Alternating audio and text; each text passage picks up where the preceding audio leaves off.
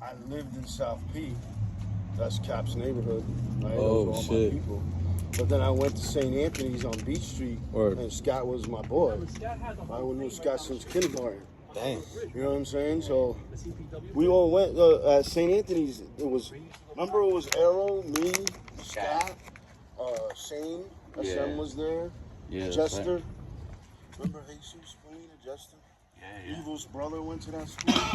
Yo, there was a lot of writers from that little Catholic school right there. People don't understand when I tell them we had hundreds of writers in Patterson, and I don't, I'm if you didn't write, motherfuckers looked at you like something was wrong with you.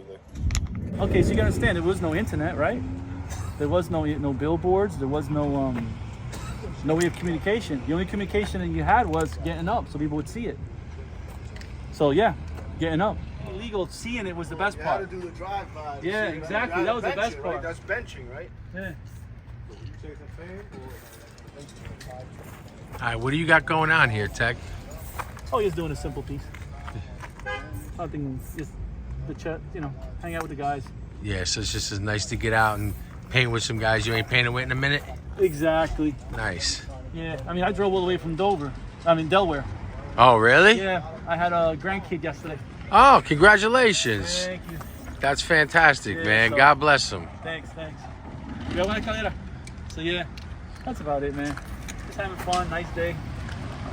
Nothing, just chilling. That's awesome. So, Teck, tell me something, man. How long you been connected to Snow? Oh, I met them in 84. 84? Yeah.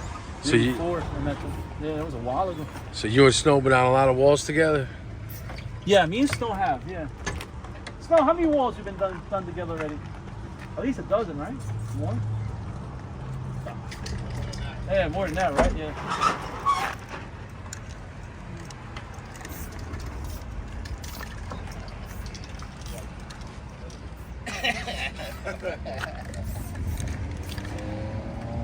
So how did we meet through Blue or did we meet through Arrow? Oh, my head. Oh,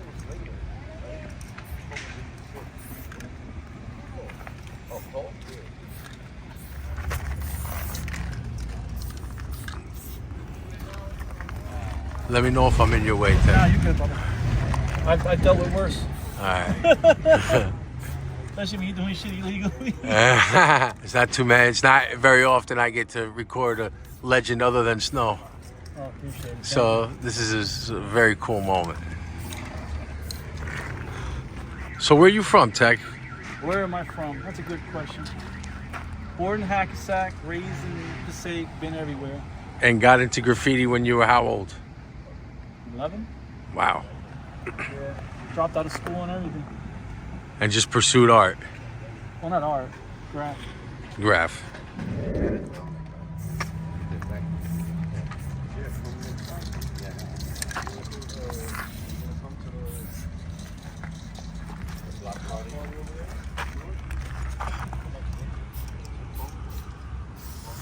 Oh, that's a good shot. So what's it like being like at a peak in this and like being one of the best in the entire world? Nah, I'm not the best in the entire world.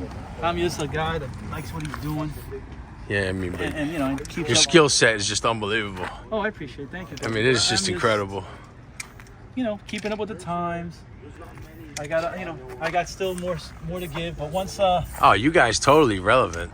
yeah, but once I feel that it's over, it's over. You Right. know what I mean? Yeah. That's it, Fair enough. It's like a boxer, right? Yeah. Once you feel that it's time, it's time. Man, you're just so crisp. Oh, I try. Damn. The way I see it, if you do it right the first time, you have to do it again the second time, Yeah, right? yeah, that's true. That's true.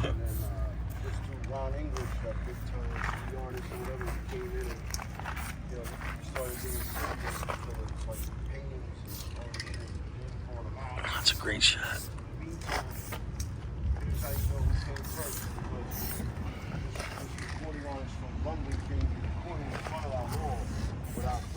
Nice.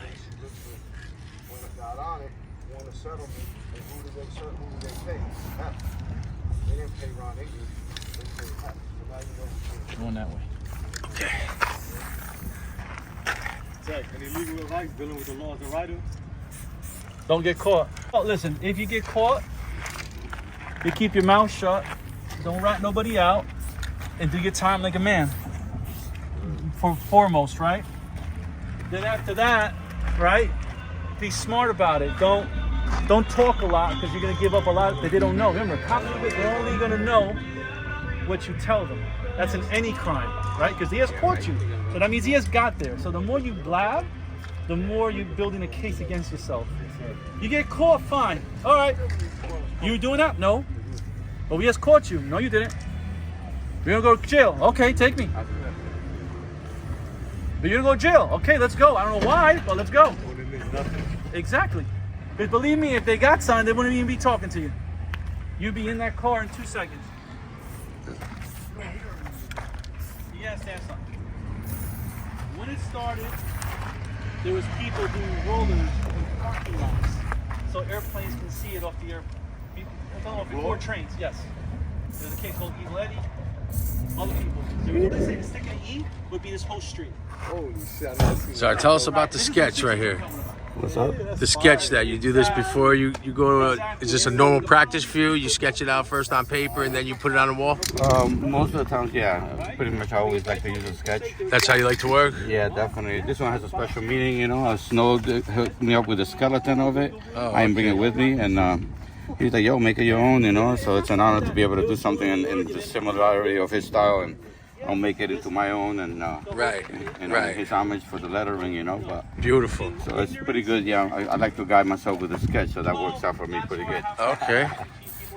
You know, then we just get into it a little, and then I'll be able to, you know, feel more comfortable. Right now, everything is coming together. You know, I gotta make sure the sizing is all right. Right, right.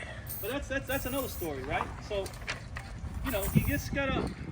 So what do you do? I guess you do the outline first, just for the size? Yeah, I do the sketching first, and then I clean it up with 3Ds and go from that point on. You know. Yeah, yeah. It's hard when it's not your lettering, you know. 'Cause Right. You want to stay in the same, you know, style. Gotcha. But at the same time, make it your own. Yeah. You know. But, Cool. yeah, Wow. 182. But you know, I started seeing the graffiti early in the late in the 70s. Okay. When my family started visiting family in New York. All right, you were drawn right to it, I assume. Yeah, the same thing, you know, looking out the window instead of paying attention to it, you know, where we're going or whatever. Right, right. Pops got mad, you know. And the same, you know, same story, different, you know, different characters, you know. So yeah, I got drawn to it. You know, I see all the colors, and it was just bombing mostly. It wasn't that much piecing. Right. At this point, you know. So you know, it was fun for me, and I wasn't into sports. And, you know, so I'm like, you know what, this is something I could probably get into. Yeah, yeah. And you know, Be make great something at out of it. You know. For sure. You certainly succeeded. Yeah, you know, but it wasn't that much in Jersey. I mean, don't get me wrong, there was a lot of people in Jersey doing it. But, you know, it was still pretty new. It wasn't that acceptable yet. Okay. It was more a secret thing. Not many people knew who you were. Right. New York had the trains, had those rolling canvases. Yeah, I mean, like I said, I hadn't been to New York. I had no idea of New York until my parents took me up there in the 80s. Otherwise, I didn't know there was writers out there. I didn't know there was other graffiti, you know, people doing graffiti. I thought it was just in Patterson, you know. Right, right. So you started out in Patterson? To me, it started in Patterson because, again, that's where I saw it at. Right. I didn't get to see the New York part of it till after the fact. Gotcha. You know, so for me, yeah, I started in Patterson. Afterwards, I started going to New York. I saw that it was in New York. I was like, oh shit. You know, that made it a whole different ballgame, you know? Yeah. And that's when we started with our friends, you know, making other friends that did it. And we started going to New York to see the trains. Right. You know, and that's when we learned about the New York people. But other than that, you know, we thought it was just a New Jersey thing. Okay, so when you got to New York and you did get a chance to see it, was there a significant difference between graffiti in New York and Patterson? Or did you see that, you know, you and the Bronx were kind of lined up for the same type of... Oh, style-wise? Style-wise, yeah. Yeah, I guess if you dissected it like that. You know, again, I was just amazed that there was other people doing it, you know. Right, right. We weren't looking at, I myself basically wasn't looking at style or anything like that. I was just surprised there was other people besides myself doing it. Right. You know, again, I wasn't into it for an artist. I wanted to be a bomber, not. Right, never right. In my faintest idea would think I'll be doing this.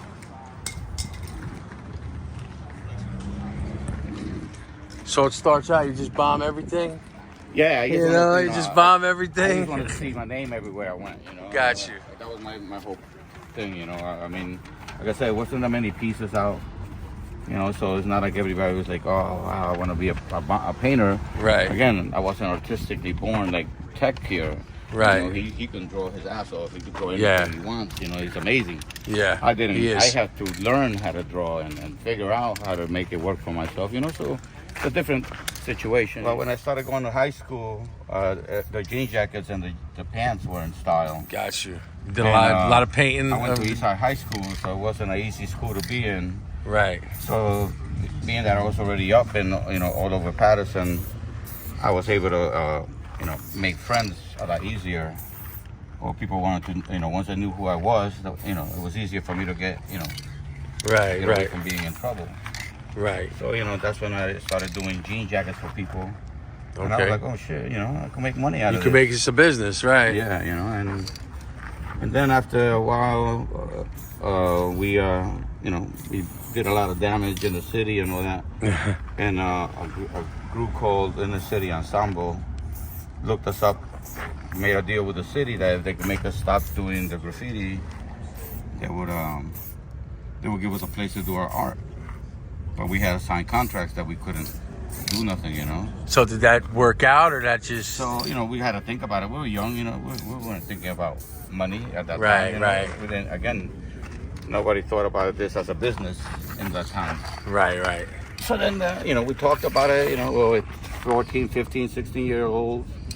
We're like, you know what, fuck it, let's do this, you know. It might be an opportunity that we won't see again. Right, right. And thank God we did, you know. He gave us a place to, you know, making, you know, $100 for a canvas, you know. Got you. In those days, in the early 80s. Yeah, also, it's know, good money. Decent money for a kid. Good money, yeah, for sure. So let's see how this comes out, you know. I still don't even know which way I'm going with it. I'm just laying it out for now. Right, right. So get the feel for the wall, you know. Everybody paints different, you know. Some people plan ahead of time, everything. Absolutely. I rather wait. And once I see what I'm doing, how I'm doing, then I complete my mission, you know. Yeah. If it makes I hear you. sense. It makes total sense. I'm a writer. When I start writing a movie script, I don't have a plot or anything. I just start writing. Yeah. And it works as a beautiful outline Yep. every time. You know, that way you can make mistakes and fix them and nobody knows. Absolutely. And of course, I knew Snow before I knew Teck Right. in different eras and different parts of my life. Yeah, a lot of history. Yeah. But we've all come together, you know, and formed Voltron plenty of times in different stages of our lives Right. together, you know. So, It's a beautiful thing. and him and Snow have definitely been good to, you know, keep in touch with each other, and that has helped keep the energy alive, you know. Right, right. But yeah, it's definitely a pleasure to be able to paint with them again. Yeah, I always say you guys are the only people in the art world that are able to seriously stay relevant as long as you want. Yeah. You know what I mean? Like, it's different when you're a dancer, a singer, whatever. You fade. Yeah. But graffiti doesn't fade. Yeah, you gotta learn. And like I said, you gotta learn to stay current, stay with the times. You know, but at the same time, you want people to recognize you, and you know, so Right. it's a weird balance. It is. It's a weird balance. You know, This really looks good. my son, he runs that podcast, The Rest Stop. Oh, nice. He's also, you know, writes. Oh, okay. Yeah, he definitely. I taught him when, you know, in the '80s when I first had him. And you know, it doesn't do it for a business, but he definitely does his thing. Yeah. I mean, this is so therapeutic. You know, either way.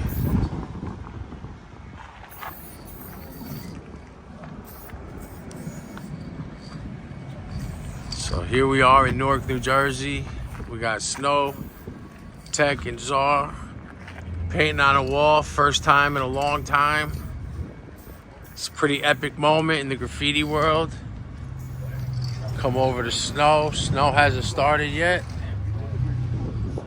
this is fantastic. You know? We've known each other for 30 plus years, 40 years, I think, even.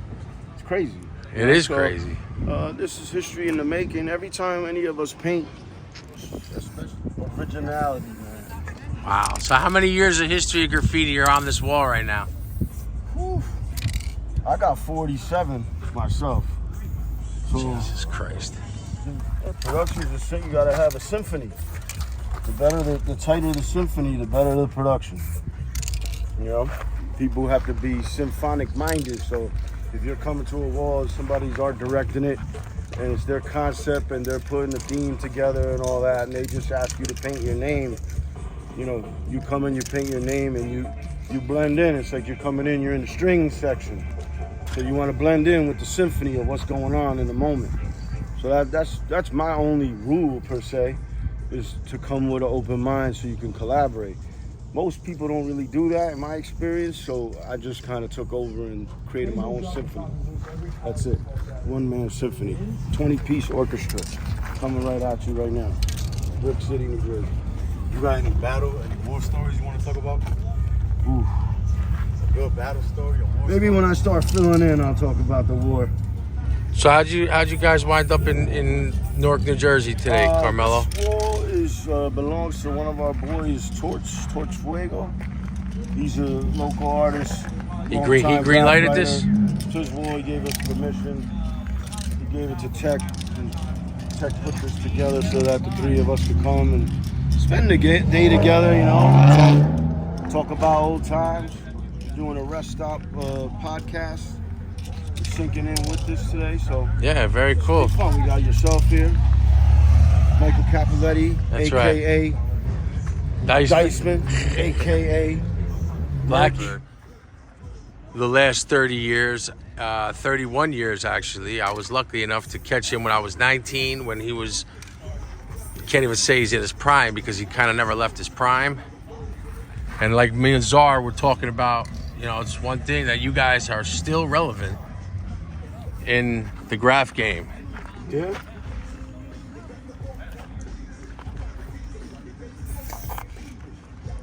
Never let me down with the soundtrack, Carmelo. From Patterson, Cross-Out Wars and all that. And I went on to FX. I was under the tutelage of Big Purr One, rest in peace. Rest in peace. You know, I rode with him for years. So, you know, I've seen it all. I've been a fly on the wall for a lot of things. You know? This was my drug. This kept me out of being a hardcore drug addict. Yeah. You know, same. like I became addicted to graffiti. We would go to parties or clubs or whatever, and then most often the after party is, you know, who could get fucked up the most, right? I would go out bombing. With your father, or, you know, sometimes by myself, and just hit shit up, man, you know, and then by the time that I found out, oh, this one OD'd, this one got arrested, this one got killed, this one, you know, and over the years now, it's decades later, a lot of these cats are long and gone, God rest their souls, but, you know, I'm still here, so, you know, I credit that to Graph, because Graph kept me out of all that shit, you know. From falling deeper into it. Where can we catch the podcast? The Rest Dash Stop on Spotify. The Rest Dash Stop on Spotify.